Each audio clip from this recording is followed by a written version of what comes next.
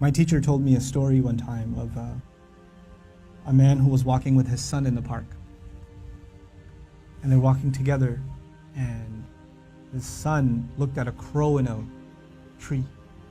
And he said, "Baba, what's that?" It's like a 2-year-old kid. Baba said, "It's a crow."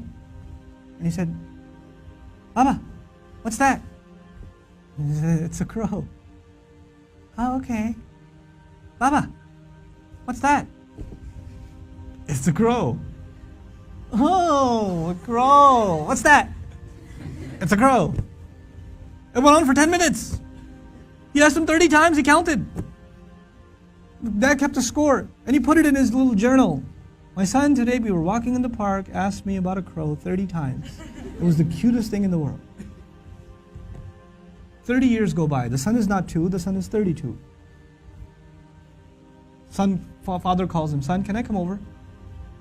"Dad, it's not a good time right now." "Son, just bear with me. I just need like 10 to 15 minutes. That's all I need. Just go for a drive. I need to talk to you about something." Whatever. You know what? Okay, fine. So he comes over, gets in the car. They drive over to a park. "What's this about, Dad? Can you tell me quickly? I got things to do." "Just take a walk with me, son. It's okay." I'll take a walk. I see a crow in a tree. The dad says, "Son, what's that?" "Seriously, Father? It's a crow."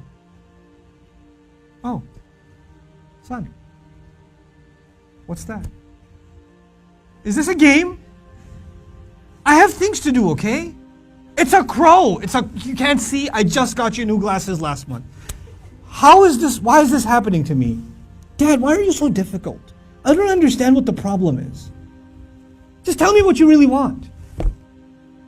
I'm busy, okay?" The dad pulls out his journal. He says, "Son, this is something that happened 30 years ago. We were walking down this park. You saw a crow. And you asked me 30 times. And I gave you a smile every time. You couldn't handle twice. What are we giving our parents?" I'm not even bringing Allah into the picture. The fact that Allah mentioned Himself and then mentioned His parents is, you think about that. What have they done for us and what have we done for them? What have we done for them? How many parents leave, like their children are in ICUs and they stand there and hovering over this little glass box with a baby inside, 24 hours a day, 7 days a week, standing in a hospital, not even sitting down, standing in a hospital.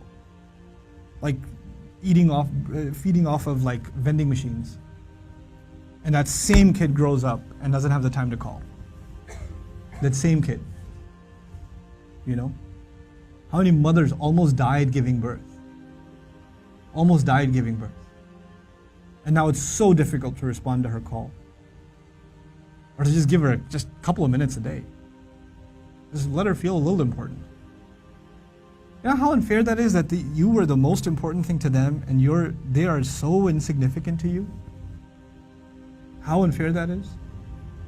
You know? They carry that pain with them every day, that I am nothing to my children. I mean nothing to them. I'm worthless to them. You know, they have no time for me. When something is worth something to you, it gets your time. Most of you at this age, you want to just get away from your parents. You just want to be with your friends. You want to be on your own. You just don't want to be with your parents. You know? That's, you develop this crooked habit now and it will only get worse over time. Our parents have very, very, very strong emotions. They're very protective of us. For them, you won't know this until you become a parent. For them, it doesn't matter when you turn 60, you're still their baby. They still remember changing your diaper. They still remember feeding you milk. They still remember burping you and cleaning up after you peed in the back seat. They still remember that. You don't remember that, they remember that. My son won't remember that. I was like, I gotta go. Then all of a sudden he stops complaining. I'm like, oh, time to roll down the windows.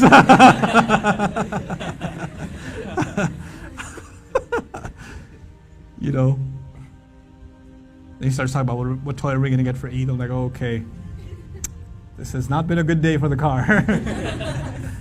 But when he's graduating college and when one day he's getting married and one day he has his own kid, he's not going to remember that. But guess who'll never forget? I'll never forget. I'll never forget carrying him into a bathroom, cleaning him up, changing his clothes. Abba, put the Spider-Man pajamas on. He won't remember any of that. I will. And that same kid, when he's talking back to me one day, when he's telling me, Dad, I just don't understand you, okay? I don't have time right now. When he does, it's gonna hurt, man. It's gonna hurt.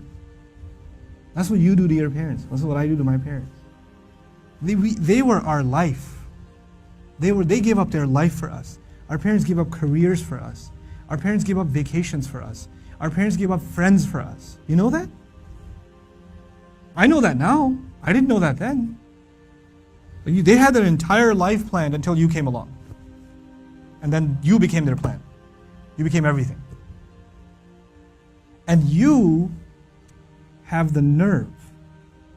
One thing doesn't go your way. You hear one thing you don't want to hear. You snap back at them. It says, we're not even talking about Islam right now. We're just talking about decency, man. Just decency. What have they done for you and what you give them back is so unfair. It is so unfair. My dad's so annoying. My mom's so this. They're always mad. They're never happy. They're this, they're that. What are you? What about you? I'm telling you, I can't say this enough times.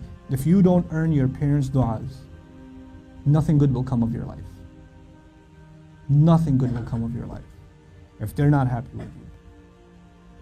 If you haven't done everything you can to make them happy.